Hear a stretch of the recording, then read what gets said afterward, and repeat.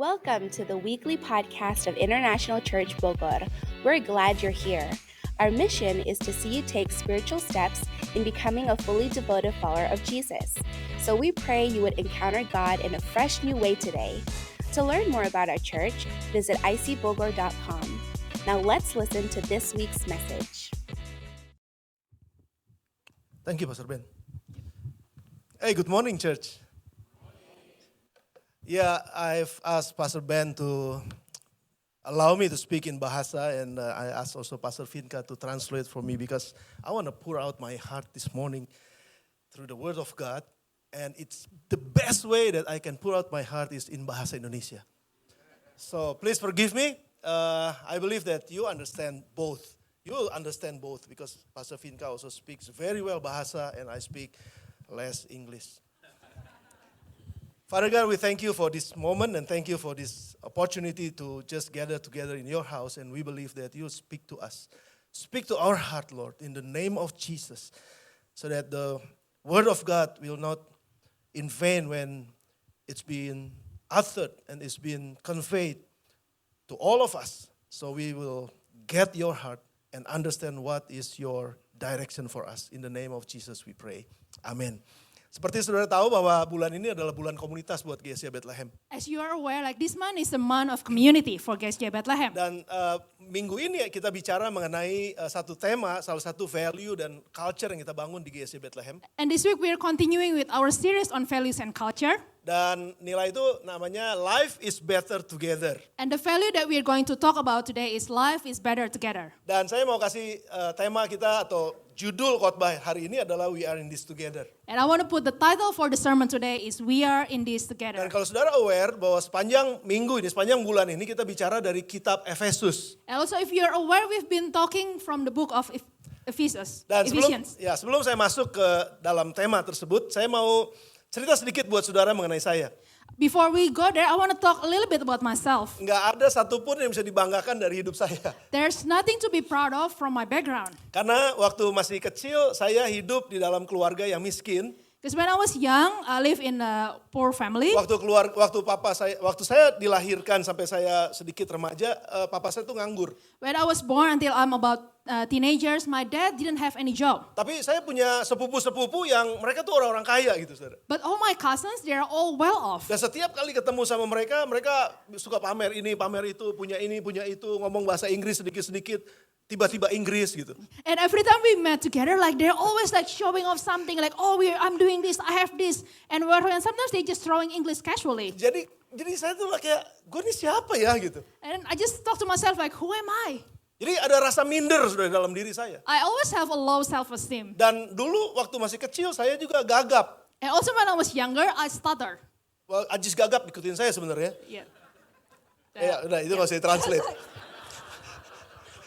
Jadi kalau saya mau ngomong, mesti ditepok dulu saudara, betulan itu. So every time I want to talk something, someone need to tap me and then I can say something. Beberapa di antara saudara kenal nama saya Arif tapi dipanggilnya AU. That's why if you know that's where my nickname come from. Like some of you call me by Ko Au. Karena memang waktu kecil itu saya mau bilang aku mau makan itu susah. Aku mau makan, jadi susah keluar. Saudara. Because when I was young, whenever I say like I wanna eat, it's like instead of aku I say mau makan. Dan ini kelemahan saya dan nggak ada satupun yang bisa dibanggakan dalam diri saya waktu itu. So that was my weakness and there's nothing to be proud of from my background. Saya bodoh bahasa Inggris. I'm not good in English. Saya bodoh matematika. I'm not good in mathematics. Saya bodoh IPS. I'm not good in saya social bodoh studies. Fisika. I'm not good in physics. Saya bodoh. Yeah, I just not good at any academics. Sama sekali nggak ada yang bisa dibanggain. Saudara. So there's nothing to be proud of. Tapi saudara ketahuilah, saya mengucap syukur saya bisa berdiri di hadapan saudara hari ini. Dan saya percaya itu karena ada komunitas di mana saya tertanam di dalamnya. But I am grateful that I can stand in front of you today because there was a community that I was a part of. Nggak akan pernah kebayang pada hari ini saya bisa khotbah di depan saudara karena ada komunitas pada saat saya masih tunas remaja dulu, waktu saya remaja. If there's no community back then, I wouldn't even imagine myself to stand in front of you now. Dan saya percaya bahwa komunitaslah yang membentuk kita. And I believe community is what shape us. Nggak ada seorang pun yang hidup di dalam dunia ini tanpa sebuah komunitas bisa bertahan hidup. There's no one in this world that can survive without community. Ada perkataan bilang no man is an island kan. There's a saying, no man is an island. Dan makanya saya waktu itu terhubung atau terkoneksi di dalam sebuah komunitas di gereja namanya GSJ Bethlehem. I was part of a community back then, even back then it's called GSJ Bethlehem. Dan saya nggak pernah pindah-pindah gereja sampai hari ini. I never moved to another church until today. Dan saya bertumbuh di sana. And I grew there. Dan sekali lagi saudara, saya nggak tahu apa jadinya saya hari ini kalau saya nggak ada di dalam komunitas tersebut. Once again, I can't imagine where I would be today if I wasn't part of that Tapi community. saya juga percaya bahwa saudara punya komunitas masing-masing apapun itu namanya. I also believe you are part of communities of some sort. Komunitas badminton, Maybe you are part of a badminton community. komunitas motor gede, moge. Maybe you are part of a bike community. Atau juga komunitas makan duren. Maybe you are part of like a durian Atau lover apa community. aja komunitasnya saudara. Semua orang nggak alergi dengan komunitas. I believe no one allergic to community Karena kita bertumbuh dalam sebuah komunitas. because we grow in community. Nah tapi masalahnya adalah di dalam dunia ini komunitasnya berbeda dengan komunitas yang saya ingin sampaikan buat saudara hari ini. But the problem is the community that we found in the world is different than what I want to talk about the community that we'll talk today. Komunitas dalam dunia ini biasanya terbentuk karena hobi yang sama kan. The community we see in society, in the world, usually born by a common habit. Dan lahir karena memang ada kesamaan profesi, kesamaan nasib gitu, senasib. Or maybe there's like a common profession, common skill, or something like that. Tapi jarang banget komunitas di dalam dunia ini itu adalah komunitas yang karena kita seagama gitu. But it's rare in the world, there's a community because we have the same faith. Karena di dalam komunitas-komunitas tersebut biasanya jarang-jarang sentuh agama. Because usually in this kind of community that we find in society, they don't talk about religion. Karena sensitif gitu kan. Because they say religion is sensitive. Karena rasanya kayaknya nggak enak kalau saya bisa mau share apa yang saya percaya sama teman saya ini. Nanti saya bisa dibenci sama mereka atau saya mungkin bisa ditinggal sama mereka.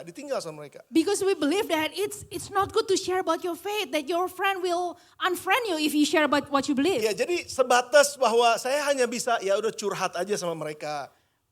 Ya dalam komunitas itu saya cuma bisa curhat sama mereka. So we end up having a community where we can share what we're feeling. Ya puji Tuhan lah kalau mereka bisa ngertiin saya. Thank God if they can accept me. Mereka bisa nemenin saya lah kira-kira gitu. Thank God if they can give me company. Tapi cuma sebatas itu. But that's it. Nah pada hari ini saudara, saya ingin sampaikan kepada saudara ada satu firman buat kita mengenai sebuah komunitas yang berbeda dengan komunitas itu. But today I want to share with you the word of God about a different community than what we can find in the world. Karena di dalam komunitas itu belum tentu semua potensi terbaik kita bisa keluar. Because in this kind of community in the world, there's no guarantee that we can bring our best potential. Dan dalam komunitas di dalam dunia ini belum tentu tujuan hidup kita jadi tambah jelas di sana. And there's no guarantee that when we join this kind of community that we'll find a clear purpose of our life. Tapi kalau kita tinggal di dalam komunitas yang saya mau tawarkan ini buat saudara, maka di situ semua potensi kita bisa keluar, saudara. But if we live in the community that I'm about to introduce, then this is where we can bring out our best. Dan kalau kita ada dalam komunitas ini, maka tujuan hidup itu jadi semakin jelas gitu. If we are in this kind of community, our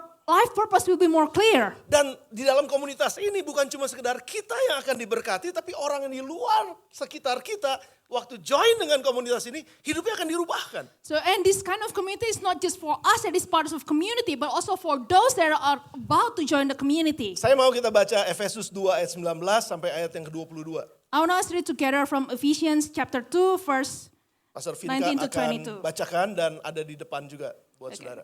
I'm going to read it for us. So now you Gentiles are no longer strangers and foreigners. You are citizens along with all of God's holy people. You are members of God's family. Together we are his house built on foundation of the apostles and the prophets, and the cornerstone is Christ Jesus himself. We are carefully joined together in him, becoming a holy temple for the Lord. Through him, you Gentiles are also being made part of this dwelling where God lives by his Spirit. Amin. Saudara ingat latar belakang kitab Efesus minggu pertama pasti sudah dibahas. So you remember the context of the book of Ephesians that we shared. Efesus ini adalah kota metropolitan yang sangat besar kayak Jakarta kira-kira sekarang. So Ephesus is a big city, kind of like Jakarta. Jadi orang-orang datang ke Efesus cari kerja, cari makan di sana, strive di sana, struggle di sana. Mereka mau dapat sesuatu buat hidup mereka di sana. Jadi mereka lagi fight for their life di Efesus. So people moving to Ephesus there to find job, to find better opportunities, to find better economics, to better their families. So they're all fighting for themselves. Dan mereka juga adalah orang-orang yang kayaknya nggak punya banyak waktu kalau ngumpul-ngumpul gitu. Karena memang waktu mereka tuh mesti kerja gitu. And most likely they don't have time to gather together because they live a busy life. Dan mereka juga punya satu penyembahan. Jadi agama mereka waktu itu adalah penyembahan pada Dewi Artemis. But also they are strong in spiritually, they are worshiping the goddess Artemis. Tapi yang jadi masalah adalah antara hidup rohani dengan hidup jasmani itu nggak ada hubungan. But the problem is between their spiritual and the real world, like there's no connection. Tuhan yang mereka kenal itu adalah Tuhan yang hanya nunggu persembahan mereka. Gitu. The God that they worship is the God they just expect them to bring offering and sacrifice. Dewi Artemis yang mereka kenal adalah Dewi yang cuma nunggu aja waktu mereka kasih sesajen. The goddess of Artemis is just God that expect people to bring sacrifice and offering. Sesajen, saya lagi dengerin bahasa Inggrisnya apa gitu. Offering. Oh, ya, offering, that's right, sesajen. dan itu ya kehidupan mereka pada saat itu ya saudara ya, di kota Efesus. So that's the kind of life they're living in Ephesus. Jadi latar belakang Paulus menuliskan mengenai apa yang sudah kita baca barusan. So the context of what Paul is written to the church in Ephesus. Paulus sedang mengatakan bahwa, ada identitas baru. Bukan cuma sekedar kamu nih kerja lalu kamu punya Allah yang kamu sembah.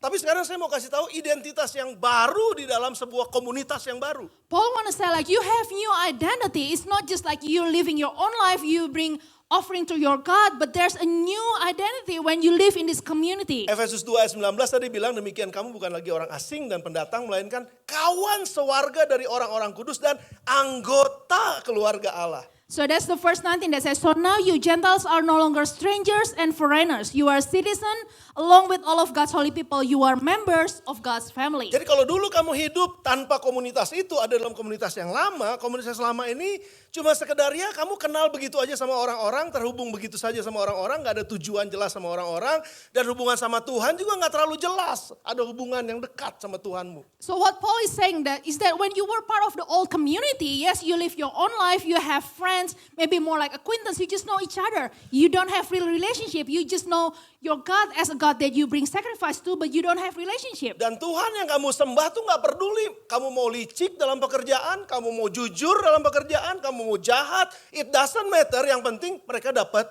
sesembahan. Mereka dapat, apa tadi nama itu? Sacrifice. And Paul said like the God and goddesses that you worship, they didn't care about how you live your life. As long as you keep bringing offering and sacrifice. And that's it. Jadi kalau sekarang Paulus sedang menjelaskan bahwa, ada identitas baru buat kalian. But now Paul said like you have a new identity. Kalau kamu bergabung dalam komunitas ini, maka sekarang identitasmu bukan lagi orang-orang asing, bukan lagi orang-orang yang gak dikenal, tapi kalian adalah orang-orang anggota sewarga, keluarganya Allah. So what Paul is saying that if you were just like a foreigner or strangers, but if you're becoming part of this community, you are part of a family. Kamu terkoneksi satu dengan yang lain dengan tujuan yang sama. You are connected to each other with a common purpose. Kamu ada dalam satu keluarga di mana Tuhan yang menjadi kepalanya punya tujuan yang jelas buat kamu. You are part of a family where God is the head of the family and you have a clear purpose where you're going. Dan kalau kamu ada dalam komunitas ini, maka kamu akan diubahkan di dalam keluarga ini jadi seperti kepala keluarganya. And if you are part of this family, your life will be changed to be like the head of the family himself. Jadi kamu nggak cuma sekedar terkoneksi dengan orang-orang anggota keluarga, tapi kamu juga terkoneksi dengan kepala keluarga yang adalah Tuhan itu sendiri. So you're not just connected to each other as a member of family, but you're also connected to the head of family. Dan bukankah ini merupakan komunitas yang hebat luar biasa? Isn't that amazing that kind of community exists? Karena bukan cuma sekedar pertemanan biasa, tapi ini pertemanan keluarga yang saling terima satu dengan yang lain, ngerti satu dengan yang lain, membangun satu dengan yang lain, dan ada Tuhan di sana yang mengubahkan kehidupan kita jadi lebih baik di sana. Because this is the kind of community where you're not just known, but you know each other, you have relationship, you love one another, you build each other, and you have the head of family that want to change your life. Dan kita bukan cuma sekedar diterima di rumah Tuhan, tapi kita juga diberi kamar sebagai anak-anak Tuhan. And even more, you're not just accepted in the house of God, you have a room in the house of God. Jadi sama-sama kita bukan cuma tamu di dalam rumah Tuhan, tapi kita adalah pemilik rumah Tuhan. So we're not just guests or stranger, we belong to the family, belong to the house of God. Sebagai anggota keluarga Allah, kita punya akses langsung kepada Tuhan. As the members of family, we have direct connection to God himself. Kita nggak perlu satpam dulu janjian mau ketemu sama pemilik pemilik rumah. We don't have to contact the security to make appointment to meet up with our God. Kita nggak perlu asisten-asistenan untuk datang sama pemilik rumah. Langsung ketemu pemilik rumah karena dia adalah bapak saya.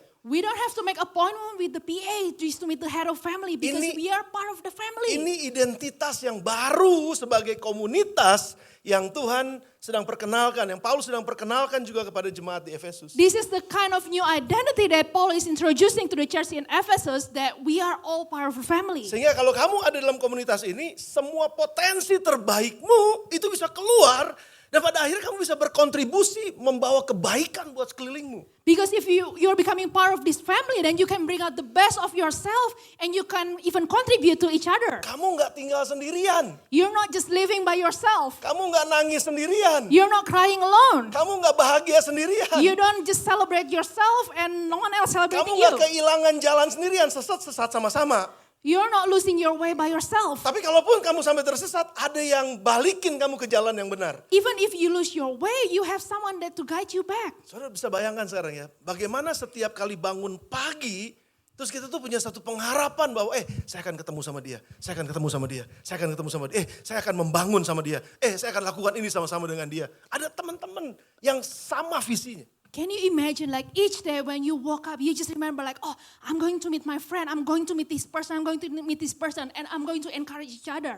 Satu saat di hari biasa waktu mau kerja jam 4 pagi saya bangun, saya berdoa. Saudara. One day, it was during weekdays, it's about 4 a.m. in the morning, I woke up. Dan waktu saya berdoa, Tuhan ingatkan saya kepada mama saya, usianya udah 80 tahun tahun ini. When I was praying, God just remind me of my mom. She is 80 years old now. Terus Tuhan ingatkan saya, apa jadinya kalau orang-orang tua ini udah nggak punya pengharapan gitu.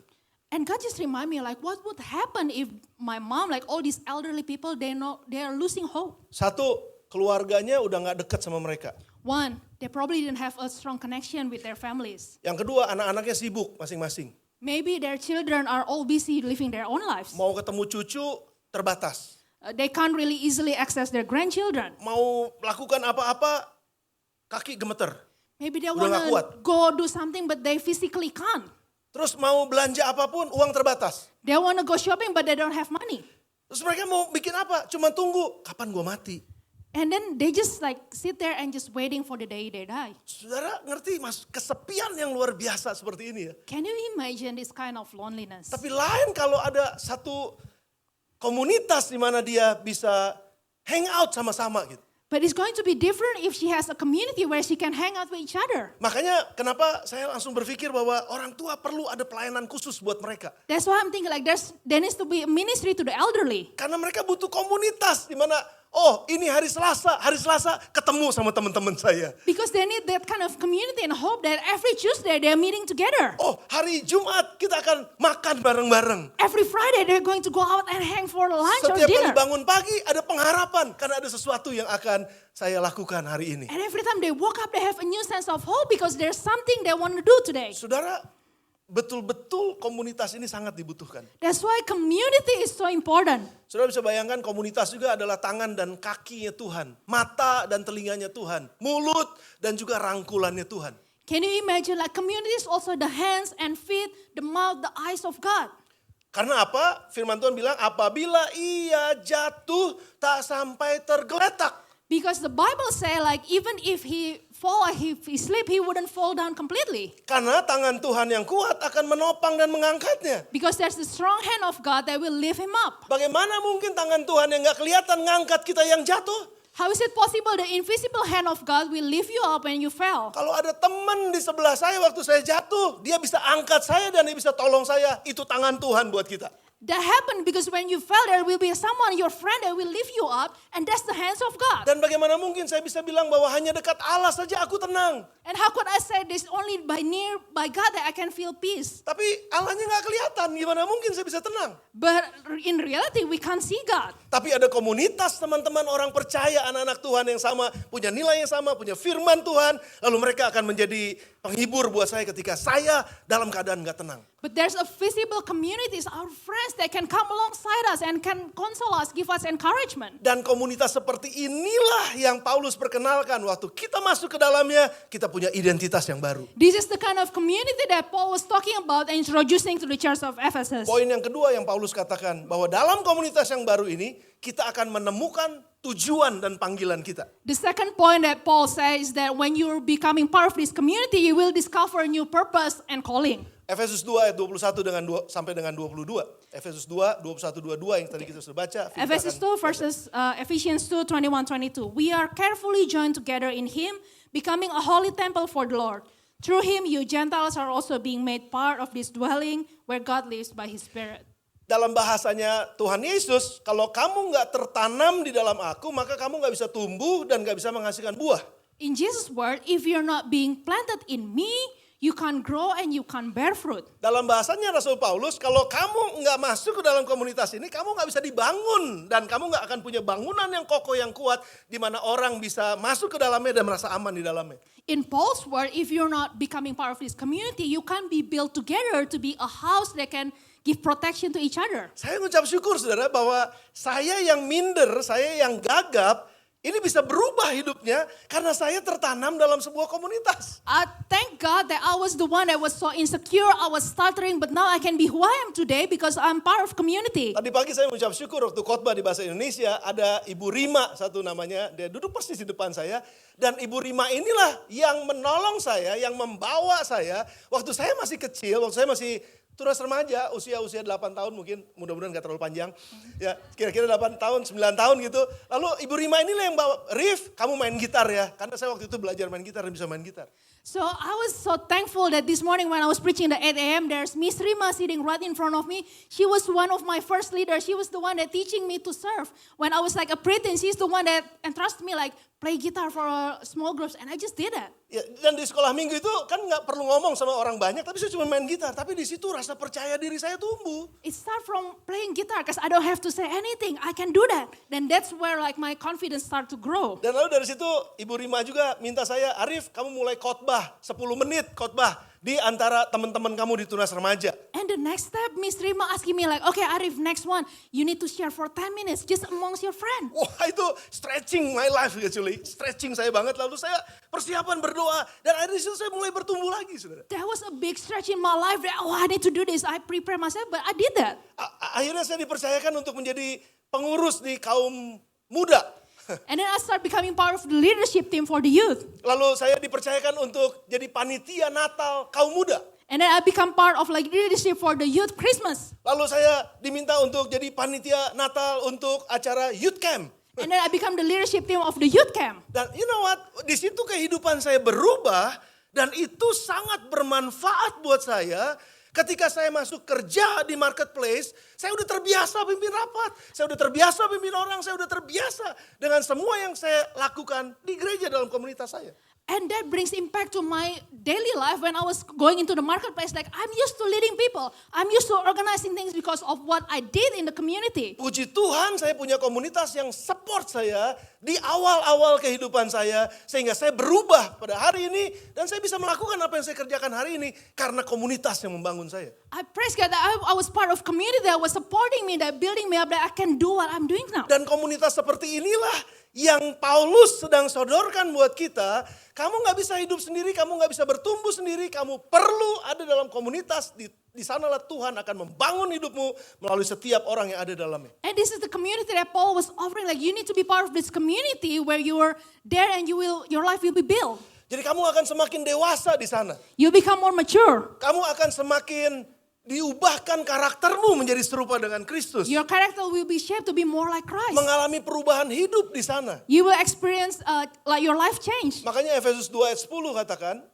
Pastor Vinka akan bacakan, karena kita ini buatan Allah diciptakan dalam Kristus Yesus untuk melakukan pekerjaan baik yang dipersiapkan Allah sebelumnya, Ia mau supaya kita hidup di dalam. That's why Ephesians 2:10 says this way, for we are God's masterpiece, He has created us new in Christ Jesus, so we can do the good things He planned for us long ago. Apapun yang kita mau beli, biasanya kita lihat dulu made in mana nih. Whatever we want to buy, we usually check like where is it made in. Pernah satu kali saya di Amerika lagi mau beli baju bagus banget ini baju saudara. I was in the United States I was about to buy a clothes, like it's a really good one. Terus saya lihat di kerah lehernya made in Indonesia. And then I just like switch the tag at the back. It's like, oh, made in Indonesia. Saya pernah kerja di bank, saudara. So I work in bank once. Jadi waktu saya kunjungan kerja ke satu pabrik, ya, pabrik pakaian. I was doing a business visit to a clothing manufacturer. Terus saya lihat baju keren banget, saudara. Ini baru selesai keluar gitu. I was just looking like all these cool clothing. Lalu saya lihat, oh nggak ada mereknya nih, mereknya apa? Saya tanya. But I said like, oh, why is there no brand, like no tag? Nggak pakai merek di Indonesia. And they said like, no, there's no tag in Karena ini Indonesia. akan diekspor ke Amerika. Because all of this will be exported Jadi ini akan to dijual the di States. Amerika. So all this clothing will be sold in the Makanya nggak heran US. waktu saya lihat baju di Amerika made in Indonesia. That's why I'm not surprised when I was in the US, I look at the tag and it was made in Semua yang Indonesia. bagus di Amerika buatan Indonesia. So all the good things in the US made in Indonesia. Sorry Pastor Kathleen. Sorry, Pastor Kathleen. Yeah. Oh, by the way, anyway. So lihat ya, jadi kita lihat buatan mana nih gitu. So we always want to check where is it made in. Kalau saudara dibilang, kamu adalah buatan Allah. If God says like you are God's masterpiece, You made in America. Wah bangga, you made in heaven. if we can be proud of something made in the US, how much more proud we need to be if we are said we are made in heaven. Dan semua yang dibuat oleh Tuhan dari sorga itu adalah yang the best, yang terbaik. And whatever God created in heaven is the best. Gak ada amin ya di sini. Oh, no one's believing that. No one's saying amen to that. Saudara bisa lihat kiri kanan saudara. Can you look to mereka. turn to your neighbor, Lihat mereka. turn to your left and right. Itu adalah edisi terbaik yang Tuhan buat. The people next to Edisi you are terbaik. the, Makanya saudara, kalau Tuhan ciptakan kita, dia punya maksud dan tujuan kenapa kita diciptakan. if God created us, He created us with a purpose. Dan kalau kita ini buatan Allah, made in heaven, If we are created by God, made in heaven, pasti Tuhan udah taruh potensi besar dalam kita ketika dia ciptakan kita. I'm sure God put a lot of potential in us when He created us. Dan itu bukan cuma ngerjakan sesuatu yang receh-receh. And it's not for something benign. Apa tuh? Benign. Her English is so good. Boleh kasih tepuk tangan buat Pastor Vinkai. Wow. See, that's why I want to speak in bahasa. Saudara bisa bayangkan bagaimana kualitas hidup saudara. Can you imagine the quality of your life? Tapi banyaknya kualitas itu cuma potensi. But a lot of this quality is just a potential right now. Seringkali kita juga nggak ngerti potensi yang ada di dalam kita karena kita belum bisa lihat. A lot of time we don't understand the potential we have inside because it hasn't come out yet. Tapi ketika kita ada dalam sebuah komunitas, keluarga Allah, But when we are part of a community that is the family of dan God, kita menyerahkan hidup kita untuk masuk ke dalamnya, when we give ourselves fully to be planted maka there, disitulah potensi itu akan kelihatan, saudara. that's where the potential will come Dan out. disitulah potensi itu akan keluar. That's where the potential will start to grow. Dan ketika potensi itu keluar, And when it start to grow and come out, potensi itu memberkati orang-orang yang ada di sekitar kita. this potential will bear fruit Yang that bersama bless dengan saya others katakan around us. amin. Whoever agrees says amen. Jadi Tuhan ciptakan kita. So God created us. Tapi untuk apa katanya? But what for? Untuk berfungsi sesuai dengan kenapa dia ciptakan kita. To have a purpose and to function according to how God created Dan dia us. ciptakan kita bukan hanya untuk diri kita sendiri. And God doesn't create us just for ourselves. Dia mau supaya kita ada dalam dunia ini, berdampak dalam dunia kita dengan semua karunia yang dia taruh dalam kita. He wants us to live in this world and bear fruit and bringing impact to the world. Dan hanya jika kita hidup dalam komunitas yang benar, maka potensi itu akan keluar. And only if we live in the right community, all this potential will come out. Jangan heran, kalau saya nggak ada di dalam komunitas di mana saya ada yang dulu, So don't be surprised if I wasn't part of the old community that I was a part maka of. saya nggak akan pernah tahu bahwa saya punya potensi sebetulnya untuk menjadi seorang pendeta atau So gembala. if I wasn't part of that community, I wouldn't know that I have the potential to be a preacher. Jadi potensi kita itu akan berkembang, itu akan keluar, kita akan dibangun, kita akan menemukan purpose and our calling ketika kita ada dalam komunitas yang benar. We'll find our potential, our purpose and calling when we are being part of a community. Bayangkan saudara kalau kita ada dalam sebuah komunitas ini, maka kita akan semakin ngerti kenapa saya ditempatkan di dalam keluarga ini. Imagine if you're being part of this kind of community, you will understand why you are part of this family. Ada satu kesaksian sedikit aja, ada satu anggota life group kita di Bogor Utara ini. So I just want to share a short story and testimony of someone part of life group in Bogor Utara. Dia usianya udah 70 tahun hari ini, He's 70 years old. baru ulang tahun. Yeah, he just celebrated his birthday. Nah, dia itu datang dengan arogan waktu itu. He Orangnya nggak ada di sini, jadi saya berani ngomong. He's not here, so he was calm, like feeling very proud of himself. Dia orang kaya, dia banyak uang. He's well off, he got a lot of money. Saudara, kalau ini bajunya dia bisa buka dua nih. If you count like Laki-laki. he's a guy, so he can lift the top two buttons under. Kenapa? Karena dia pakai kalung emas besar sekali, saudara. Because he was wearing like a big gold chain. Lalu di sini kalung emas. So he Gelang. wear like gold bracelet. Ya, lalu dia datang sama saya. Saya mau dibaptis gitu. And he came to me proud like, I want to be baptized. Wah, saya lihat, mau dibaptis. I was like, wow, he wants to get baptized. Kalian kalung emas dibaptis, saya bilang. Yeah, so like with your golden necklace and everything. Jadi Oke, dia masuk mau baptisan, lalu saya harus ajar dia kan katekisasi waktu itu. And he wants to be baptized, so I need to do his baptism class. Saudara, wah itu bicaranya tinggi banget gitu. Ini kelas tinggi nih, saya bilang. He speaks so high of Tapi of saya mengucap himself. syukur, saya udah diubahkan, saya jadi nggak minder gitu. I'm thankful that I've been changed, so I don't feel insecure talking to him. Jadi saya ngomong sama dia, saya bicara, dan akhirnya saudara pendek cerita. To cut the story short, Akhirnya dia jadi dalam pemuridan saya di dalam life group kami. so he's becoming part of my life group. Lalu dia setiap minggu hari Jumat saya harus bicara sama dia untuk ngajar one on one. So every Friday I met up with him to teach him one-on-one. Pemuridan di sana. I'm doing discipleship with him. You know, itu setelah beberapa bulan kemudian lalu mulai keluar dari hasrat dari hati sendiri bilang bahwa pastor saya mau melayani Tuhan. And then after a couple months, he started coming up and saying to myself like, I want to start serving. Tapi saya nggak tahu saya mesti ngapain gitu. But he's like, but I don't know what I can do. Tapi yang saya bisa, saya punya uang, saya mau kasihin orang miskin. What I can do is that I'm financially well and I can contribute to give to the poor. Puji Tuhan saya udah nggak miskin. Thank God I'm no longer poor. Jadi nggak, maksudnya saya udah nggak miskin. So the guy said like, Pastor Arif said like, thank God that he's no longer poor. Kalau nggak mungkin saya orang pertama yang dia tolong gitu. Because otherwise that I'll be the one that receiving these financial blessings. Ya, tapi memang betul dia bilang saya mau bantu siapa aja yang memang kekurangan. But he genuinely said like, I want to just help those that is in need. Terus saya bilang gini, enggak. Kamu punya uang, that's good. And then I said like, no, you have a lot of money, that's good. Tapi ada sesuatu di dalam kamu, potensi di dalam kamu yang bisa kamu keluarkan dan itu akan nolong orang lain, tapi bukan uangmu. But there's something more inside yourself, the potential that can come out and bless a lot of other people, but not your money. Bukan berarti orang nggak butuh uang. Doesn't mean that we don't need money. Tapi seringkali orang mau dilayani karena butuh uang. But a lot of time people want to be served, to be ministered because they have money or Tapi pada want saat money. itu saya tahu bahwa dia punya satu karunia untuk bersaksi, saudara. But I know at the time that he has the potential to testify. Dan dia selalu ngalamin kebaikan-kebaikan Tuhan, one after another gitu. And he always see miracles upon miracles in his life. Dan akhirnya saya bilang, oke, jadi nanti setiap hari Jumat setelah kita Bible study, lalu kita kunjungi orang-orang dan kamu bersaksi. So I said like, okay, every Friday after we finish with our discipleship, we're going to visit people and you're going to testify. Saudara, hari ini dia punya 2 life group, lahir life group baru, lahir life group baru. Nowadays, he's leading 2 life groups.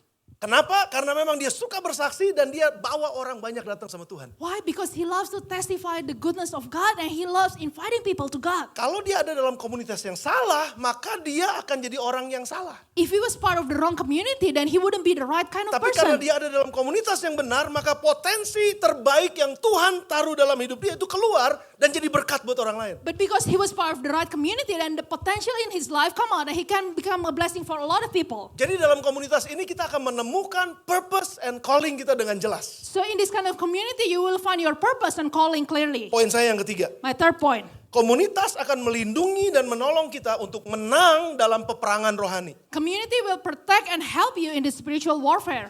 Saya mau baca dulu Kejadian 2 ayat 18. I want to read from Genesis 2:18. Then the Lord God say, it is not good for the man to be all alone. I will make a helper who is just right for him. Jadi sudah ada 2 hal nih. There's 2 different things. Mengisolasi diri, There's ya, isolation, tapi ada juga menyendiri dengan Tuhan. and also there's another kind of things that we call solitude with God. Kalau orang yang mengisolasi diri itu akibat karena dia tersakiti. If someone's isolating himself, it's because he was hurt. Atau dia kecewa. Because atau maybe dia, he's disappointed. dia marah. Atau dia sedang gak mau ketemu sama orang karena sakit hati. Maybe he's hurt, maybe he's angry, but it's just always something like he has Dia- something against other people. Dia nggak mau ngumpul sama orang, dia nggak mau ketemu sama orang. Kalaupun ke gereja, duduk sendiri, nangis sendiri, ketawa sendiri, gelo sendiri.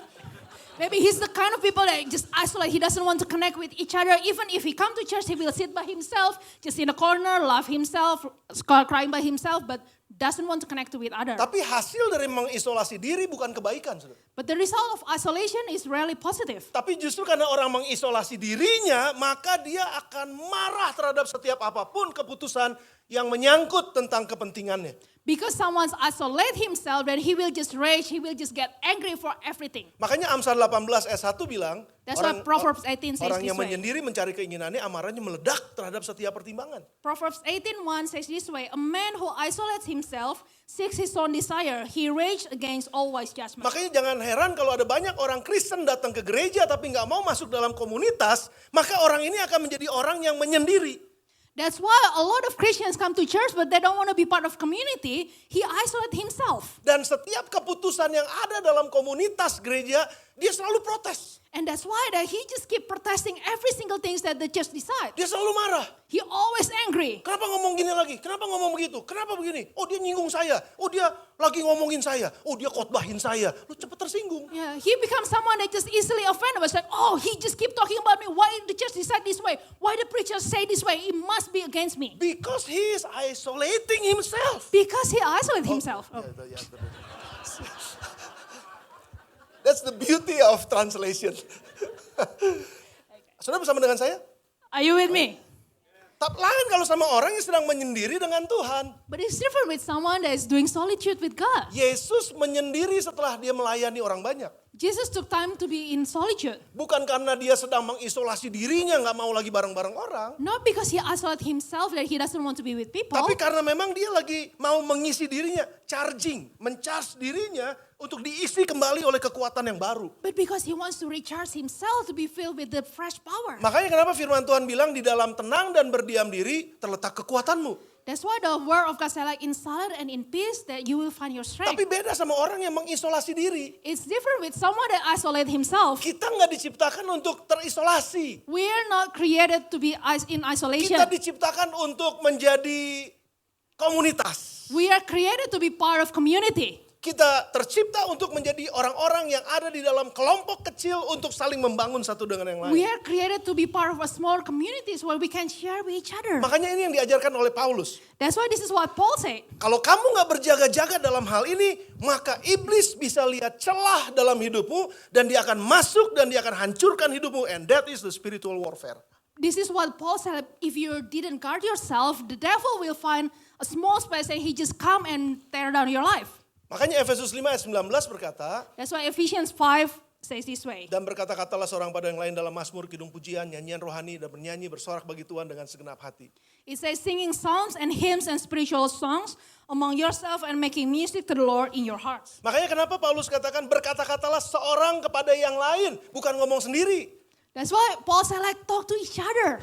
Dan Not waktu just kamu- talking himself, talk to yourself. Dan waktu kamu ngomong sama orang lain, ada caranya. Jangan ngomong sentak-sentak, jangan ngomong bentak-bentak. Saudara pernah gak waktu nyanyi mazmur, pujian Tuhan adalah gembalaku. Terus tiba-tiba, Tuhan adalah gembalaku. Bentak-bentak itu kan enggak ada. Nyanyi dalam mazmur. Dalam kata-kata yang lembut. Sorry, Ben. Sorry. Okay, I'll try. Okay. So that's why, like, when you're singing hymns, you're singing melodically, you're singing nicely. If you remember Psalm 22, you're not say like, Lord, you're my shepherd. You sing it nicely, right? Very good, Vin. Yeah, very good. Very good. She's the best translator that we have. Thank you, Vin. Ya kan jadi ini bicara mengenai hubungan sebetulnya saudara. This is Bagaimana kita talking about berkata-kata relationship satu to dengan each yang other. lain. Ya. How we talk to each other. Lalu demikian Paulus juga berkata mengenai hubungan suami istri. Efesus pasal yang kelima. Ephesians chapter 5 talking about relationship in families. Jadi dia bilang bahwa rahasia ini besar. Tapi yang kumasukkan ialah hubungan Kristus dengan jemaat. Dalam Efesus 5 ayat 32. Ephesians 5:32. This is a great mystery, but it is an illustration of the way Christ and the church are one. Jadi kalau hubungan suami istrimu nggak benar dalam komunitas yang paling kecil di dalam keluarga, maka itu otomatis sebagai simbol bahwa hubunganmu dengan Tuhan juga nggak benar. If your relationship between husband and wife in the smallest family unit are not right, that's also the symbols of your relationship with God. Nggak ada komunitas lain yang mengajarkan hal seperti ini, saudara. There's no other community that talk this way. Jadi kalau hubunganmu sama istri nggak bagus, artinya hubungan dengan dewamu juga nggak bagus. Nggak ada. In their all belief, there's nothing that says like if your relationship between husband and a wife is the representative of how you worship your God. Jadi There's nothing. Paulus lagi bilang kalau hubungan suami istrimu nggak bagus dalam komunitas yang paling kecil, itulah tempat di mana iblis bisa masuk ke dalamnya karena nggak ada Kristus di dalam hubunganmu. Because Paul Dalam said like keluarga. if the relationship between husband and wife are not right, then this is like the representative of your relationship with God, and that's the place where the devil can attack you. Jaga hubungan suami istri, itu yang pertama. Look after the relationship between husband and wife. Jaga hubunganmu dengan sesama. Take care of relationship with each other. Yang ketiga, Efesus 6 ayat 4. Hubungan antara bapak dengan anak, hubungan anak dengan orang tua. Kalau saudara baca dalam Efesus pasal 6. The next one, Ephesians 6:4, it says like, take care of your relationship with your children, between parents and children. Makanya kenapa Paulus bilang Efesus 6 ayat 10, akhirnya saudara, hendaklah kamu kuat di dalam Tuhan, dalam kekuatan kuasanya. Kenakan seluruh perlengkapan senjata Allah, supaya kamu dapat bertahan melawan tipu muslihat iblis. That's why Ephesians 6:10-11 says, a final word, be strong in the Lord and his mighty power. Put on all of God's armor so that you will be able to stand firm against all strategies of Apa the devil. hubungannya dengan peperangan rohani jadinya? What's the connection with the spiritual warfare? Jadi kalau hubunganmu dengan sesama nggak beres, itu peluang buat iblis untuk menghancurkan engkau. This is the relationship. If your relationship with each other are not right, that's the space where the devil can attack you. Dan kalau hubunganmu suami istri nggak benar, maka di situ juga celah buat iblis untuk menghancurkan hidupmu. If your relationship between husband and wife are not right, that's where the devil will attack you. Kalau hubungan orang tua dengan anak nggak beres, anak dengan orang tua, itu juga menjadi celah buat iblis menghancurkan hidupmu. If there's a space between, there's a breakdown in relationship between parents and children and vice versa, then that's where the devil will attack you. Kapal laut tidak tenggelam, kapal laut tenggelam bukan karena badai. Kapal laut tenggelam karena ada kebocoran di dalamnya. Ship will not sink because of big waves or big storm, but the ship will sink because there's a hole in the bottom. In the bottom or in the boat. Yeah, if there's like a hole in the ship, then the ship will start to sink. Saya suka nonton film Gladiator. Saya nggak tahu saudara sempat nonton Gladiator apa enggak. I love watching the movie Gladiator. 5 kali. I've watched it 5 times. I really love that movie. Maximus itu si jenderal itu. So the General Maximus, that's my favorite Jadi character. dia dijatuhkan, pendek cerita, akhirnya dia jadi gladiator. So he was supposed to be like the next in charge, but then by some reason he just become a gladiator. Dan ketika dia jadi gladiator, dia dikumpulkan sama gladiator-gladiator yang lain, teman-teman dia, lalu ditumpulkan dalam satu arena, lalu muncul sini tentara-tentara yang siap untuk bunuh mereka di tengah. So he was gathered together with all the other gladiators, and they were about to be killed by all the other soldiers. Mereka diperlengkapi dengan semua tombak atau pedang dan juga ada tameng. Mereka diperlengkapi semuanya. So they have sword, they have shield, and they have some weapons on themselves. Tapi si Maximus ini karena dia berpengalaman, jenderal perang yang berpengalaman, dia bilang gini, jangan ada seorang pun di antara kita yang memisahkan diri dari grup ini. But because Maximus is a general, he has like a lot of experience in warfare. He said like, everyone be part of the community, don't isolate yourself. Sekali kamu keluar, kamu bisa mati. Once you leave the circle, you will die. Betul aja saudara, ada orang yang ngeyel, orang yang nakal, terus keluar, lalu mulai coba untuk perang sendiri. And that's true, like there's someone that just want to take their own way, just get out of the circle, and he just got Dan killed. ternyata tiba-tiba dia get shoot sama panah saudara, dan mati akhirnya. And as a result, he just being shot by the arrows and he died. Dan karena kacau keadaannya, lalu si Maximus ini teriak, hey, S1, dia teriak gitu. And saudara. because he was so chaotic, he just screamed like S1. Jadi satu gitu kira-kira. Wow, kira-kira itu. Sudah bisa dengan saya ya? Oke, So, bisa bayangin ya. you get it, you get the picture, right? Dan betul saudara, pada saat itu mereka mulai nyatu lagi semuanya kumpul lagi dalam satu lingkaran kecil. And that's why like all the gladiators like get together in one circle. Dan mulai ada kereta-kereta datang saudara, kereta yang rodanya itu ada pedangnya gitu. Terus ada yang mulai panah-panah gitu. There's like some chariots moving around with someone shooting arrows Dan on ketika them. Maximus bilang S1, itu mereka langsung angkat itu tameng mereka. Lalu panah-panah yang datang itu dak bisa bisa ditahan, saudara. And as soon as Maximus said, like, as one, they all like raise their shield and put protection Dan on akhirnya themselves. dari situ mulai mereka bikin strategi-strategi, akhirnya mereka menang dan mengalahkan semua pasukan yang ada. And the next step, like they start to think through some strategies and they can overcome the soldiers. Demikian dengan pertempuran rohani kita masing-masing, kita akan mati kalau kita sendirian. That's the same thing with all the spiritual battle that we are facing, that we will die if we isolate him Makanya ourselves. kenapa kita butuh komunitas yang bisa bilang S1. That's why as we need community, that we all can stand as one. Teriak bersama dengan saya 1, 2, 3 S1. We've got to be one. Kita harus jadi satu. We have to be one. Jangan sendiri-sendiri dalam kehidupan rohani kita. Don't isolate yourself in your spiritual life. Makanya komunitas yang kuat dan sehat adalah komunitas yang akan memagari dan melindungi kita dari serangan-serangan iblis. The right community, the healthy community will protect us from the attack from the devil. Paulus katakan kenakan seluruh perlengkapan senjata Allah di dalam komunitas itu. That's why Paul said, I put on the armor of God in the Di community. komunitas kita belajar untuk hidup dalam kebenaran. In community, we learn to live in truth. Dalam komunitas kita belajar untuk dibangun secara iman. In community, we learn to build our faith. Dalam komunitas kita mempraktekkan keadilan. In community, we learn to practice Dalam justice. komunitas kita menyaksikan kebaikan Tuhan sambil menceritakan kebesaran Tuhan adalah Injil yang diberitakan. In community, we learn to share our stories, our testimony. Dalam komunitas firman Tuhan dibagikan, dipelajari, direnungkan dan dilakukan bersama-sama. And in community, we learn together from the Word of God to equip us. Dan akhirnya itu menjadi pedang roh yang mengalahkan musuh. And that's the sword that we can use to attack the devil. Kita bisa menang dalam kehidupan kita kalau kita ada dalam komunitas S1. We can win battle in our life if we become one community. Tapi ada warning, saya tutup dengan warning ini, saudara. But there's a warning, and this is I want to close my message. Jemaat Efesus pada saat itu hidup memang betul di dalam mencintai Tuhan, melayani Tuhan, bekerja keras buat Tuhan, memberi buat Tuhan, semuanya buat Tuhan. Tapi ada satu yang mereka kehilangan. But the church of Ephesus, they're doing a lot of good things. They are part of a community. They're doing church. They're in serving one another. They're doing a lot of good things. Makanya Wahyu 2 ayat 4 sampai dengan ayat yang kelima, But in Revelation 2:4-5, Roh bicara kepada jemaat di Efesus. the Spirit talked to the church in Ephesus. Namun demikian aku mencela engkau karena engkau telah meninggalkan kasihmu yang semula. But I have this complaint against you. You don't love me or each other as you did at Sebab first. itu ingatlah betapa dalamnya engkau telah jatuh. Bertobatlah dan lakukan sesuatu yang semula engkau lakukan. Jika tidak demikian aku akan datang padamu dan aku akan mengambil kaki dianmu dari tempatnya jika engkau tidak bertobat. Look how far you have fallen. Turn back to me and do the works you did at first. If you don't repent, I will come and remove your lampstand from its place among the churches. Rupanya kejatuhan orang Kristen bukan cuma karena dosa. So apparently we can all get sidelines not just because of sin. Tapi kejatuhan orang Kristen seringkali karena memang gak mau menyatu. A lot of times we are losing the battle because we don't want to be part of community. Kita gak mau menjadi bagian dalam sebuah komunitas dan memberikan kasih kita yang mula-mula kepada Tuhan itu di dalamnya. Because we don't want to be part of community and pour our first love to God and to each other. Mereka mulai menghakimi satu dengan yang lain. They start to judge each other. Lalu mereka merasa lebih baik, lebih rohani daripada yang lain. Aku gak perlu komunitas itu, komunitas-komunitasan.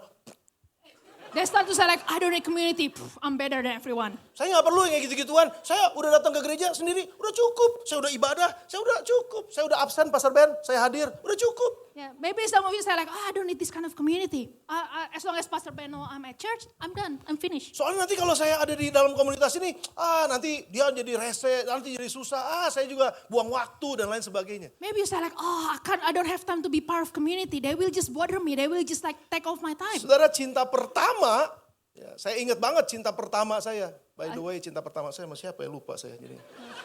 I still remember my first love. I try to remember the name now. No. Happy is my fourth love. I don't think that one needs to be translated. But I am her first love. Yes. Saudara, waktu kita cinta mula-mula sama orang yang kita cintai, apapun kita akan bayar harganya. Betul nggak, saudara? Do you remember when you first fell in love that you will do anything for the person that you love? Waktu kita. Your time. Kadang-kadang traktirin banyak banget. Sometimes you pay for their meals. Kemarin saya sama Epi baru tegur anak yang pertama. I was just like, called my first daughter. Rupanya her boyfriend birthday. It was her Ya, boyfriend ya, birthday. Saya bahasa Inggris lagi.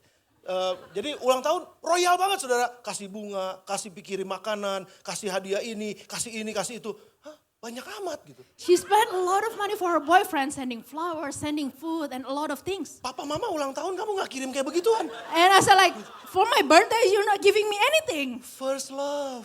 But that was her first love. Saudara, cinta pertama rela berkorban. So do you remember your first love that you were always willing to Do you agree? sacrifice?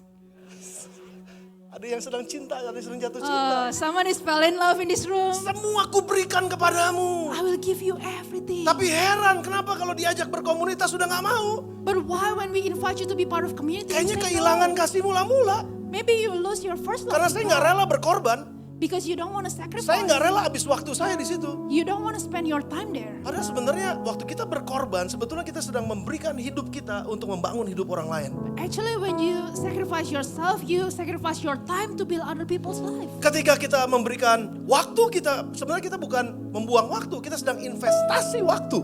When you Untuk give bisa your membangun. time, you're not wasting your time, but you are investing your time. Itu yang disebut dengan pengorbanan dengan cinta yang mula-mula. That's what it said to sacrifice with your first love. Pertanyaan saya sekarang, udah berapa lama saudara ada di gereja? My question to you this morning, how long have you been part of Seberapa church? kental saudara jadi orang Kristen? How thick you are as a Christian? How thick your faith? Enggakah saudara mulai terpanggil sekarang untuk hidup terhubung dengan jemaat yang lain dalam komunitas? This morning you are called to be part of community as well. Berapa lama saudara hanya mau melayani diri saudara sendiri untuk kepuasan sendiri, datang ke gereja supaya saya dikenyangkan, supaya saya dipuaskan. Tapi berapa banyak di antara saudara mulai berpikir bagaimana cara saya bisa membangun hidup orang lain dan menolong hidup orang lain? How long do you want to just satisfy yourself? How long do you want to just come to church just to satisfy your Saudara ear? mau tetap hidup sebagai orang Kristen sendirian?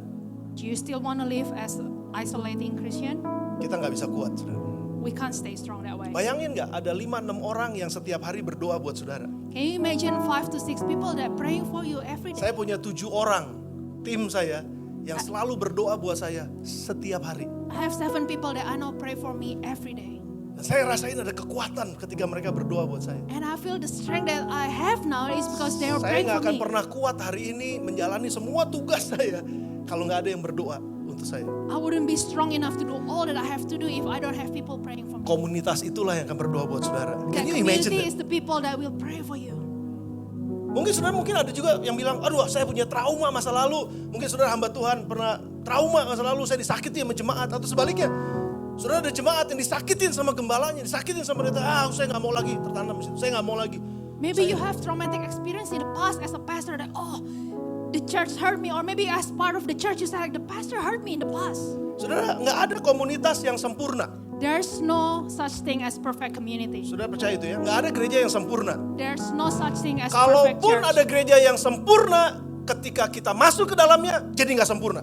Even if there is a perfect church, it will become imperfect if we are part of that. Tapi kita sadar bahwa saya nggak sempurna waktu saya masuk dalam komunitas yang nggak sempurna ini, ada Tuhan yang sempurna di dalamnya. But we understand we the imperfect people becoming part of the imperfect community. Dan But ketika there is the Tuhan perfect God amongst us. Dan ketika Tuhan yang sempurna itu ada di dalamnya dan dia punya tujuan dan maksud buat mengubah hidup kita, maka hidup kita yang tidak sempurna akan diubahkan dalam komunitas tersebut. When there is a perfect God being part of our community, He will be the one that turning our lives, making our lives better to become more like Him. We are in this together. We are in this together. Kita bisa lakukan ini bersama-sama. We can do all this together. Saya bisa berubah, My life was changed. saudara bisa berubah. I believe your life can also be Dan changed. kita bisa membawa perubahan buat dunia kita. And together we can bring the change to the world. Kalau saja kita bisa menjadi komunitas keluarga Allah, bangunan yang rapi tersusun tadi, yang dibangun oleh Tuhan, sehingga orang yang datang ke dalamnya akan mengalami perubahan di dalamnya. If we all take part together being part of this community, as Paul said, being built together as a house, that everyone that come, they will have their life changed as well. GSIA Bethlehem, GSIA North, GSIA South, ICB, kita semua punya yang namanya life group. So in Bethlehem and in ICB, South, North, Central, and also in ICB, we have what we call life groups. Dan saya mau setelah saudara dengar firman ini gak cuma sekedar dengar, I want you to do something. You're not just listening or hearing the word of God. tapi saudara mulai ambil satu keputusan. I want you to make decision today. Saya mau hidup saya diubahkan. I want my life to be changed. Saya gak mau cuma jadi orang Kristen sendirian. I don't want to be a Christian just by myself. Saya mau jadi orang yang terkoneksi dengan tubuh Kristus yang lain. I want to be a Christian that is connected to the body of Saya mau jadi Christ. orang yang mencintai Tuhan dan sekaligus mencintai tubuhnya. I want to be a Christian that love God and love His body. Jangan sampai kita jadi orang Kristen yang mencintai Tuhan tapi membenci tubuhnya. We don't want to be Christian that love God but hate the body. Mari datang sama-sama dengan Tuhan. Tundukkan kepala saudara sebentar. Let's bow our heads Datang kepada together. Tuhan dan membuka hati saudara, buka roh saudara. Let's Apa open yang our heart, open Tuhan our mau sampaikan spirit. buat saudara pada siang hari ini. God want to say something to you this morning. Listen to the Spirit. Dengarkan apa yang dikatakan roh dalam diri saudara saat ini. Dalam nama Tuhan Yesus. Listen to what the Spirit want to say to you now in the name of Jesus. Mulai ambil sebuah keputusan. Start making commitment. Sementara saya mau pimpin saudara dalam doa. I'm going to lead you in a prayer. Dan saudara juga membuat keputusan di dalam doa saudara. I want to encourage you to make decision in your heart and Kalau your spirit. kalau saudara dengar firman ini adalah untuk saudara. If you hear this word and you know this is for you, I want to give you a challenge, tantangan buat saudara. I want to challenge you this morning. Jangan cuma sekedar jadi pendengar, mari jadi pelaku firman. Don't just be the hearer of the word, but be the doers of the Dan kalau word. saudara dengar ini, dan sementara semua mata tertutup, semua kepala ditundukkan. As everyone's bow their head and close their eyes. Kalau ada di antara saudara yang mau katakan, Tuhan firman ini buat saya banget nih. If there's any one of you that say, this word is for me, Saya mau ambil keputusan. I want to make the decision Saya mau today. tertanam di gereja ini. I want to be planted in this church. Saya nggak cuma tertanam di gereja ini, tapi saya mau lebih dalam lagi masuk ke dalam kelompok kecil yang disebut life group itu. I'm not just going to come, but also want to be part of the small community called Karena di life situ saya groups. punya identitas yang baru. Because I know that's where I will receive my new Di identity. situ tujuan dan panggilan saya lebih jelas. That's where I will get more clarity in my purpose and my Dan dalam calling. komunitas itu saya dilatih untuk menjadi pemenang. And in that community, they will train me to become a victor. Saya mau Tuhan. I want to Dan do kalau that, saudara Lord. mau, boleh saya lihat tangan saudara, tangan kanan sudah diangkat di hadapan Tuhan. If you Sebentar want to do aja, that, you angkat can tangan raise your saudara. right hand. Thank you, thank you, thank Thank you, you, thank you, thank thank you. Saya lihat ada banyak tangan yang terangkat, I puji saw a Tuhan. lot of Thank hands you, being thank you, raised. thank you. Mari datang kepada Tuhan, kita berdoa. Tuhan, Let's pray together, God. Pastor Vinka akan pimpin dalam doa. Father God, we thank you that this morning you speak clearly to us, Lord, that we need to be part of community. Thank you for the courage that my brothers and sisters make this morning, that I want to take the next step. Lord, I pray, give us the courage, give us the wisdom to take the next step. We want to be part of a family. We want to be part of community. We want to see our life change. We want to see that we know our purpose and calling, not just to sacrifice ourselves, but to live together as a soul and light in this world, Lord. Thank you for the word of God. In the name of Jesus we pray. Terima kasih. Saudara yang sudah angkat tangan, saudara yang nggak angkat tangan juga, saudara mungkin belum siap untuk lakukan ini, tapi saya mau challenge saudara. Hari ini adalah kesempatan yang sangat baik untuk kita buat keputusan. So Dan maybe if you don't know what's your next step, today is the best day. saya mau kita bangkit berdiri bersama-sama. I want all of us to stand together. Dan kita akan hati kita, angkat pikiran kita, angkat roh kita, dan angkat hidup kita kepada Tuhan. We are going to unite our heart, unite our mind, and unite our spirit together. Dan kalau saudara sudah membuat keputusan itu, saya juga nggak mau saudara nunggu sampai minggu depan. If you already make the decision, I don't want you to wait until next week. Hari ini kalau saudara buat keputusan, Today, if you decide that, hari ini saudara ambil langkahnya. today take the next step. Di lantai bawah ada booth life group. Downstairs there's a life group stand. Dan saudara langsung aja datang ke sana dan saudara tanya tentang life group di sana dan bagaimana saya bisa terkoneksi di dalamnya. You can come there and ask how can you be part of a Karena connect group or keputusan life group. saudara hari ini Because your decision today akan mengubahkan hidup saudara di masa yang akan datang. will change your life tomorrow. Jangan tunda perubahan hidup itu. So don't wait any longer. Mulai dari hari ini. Start today. Mari datang kepada Tuhan sekali lagi dan nyanyikan pujian ini sama-sama. Angkat hati saudara, angkat roh saudara, dan buat komitmen di hadapan Tuhan. Let's worship God together and make In His Jesus' name.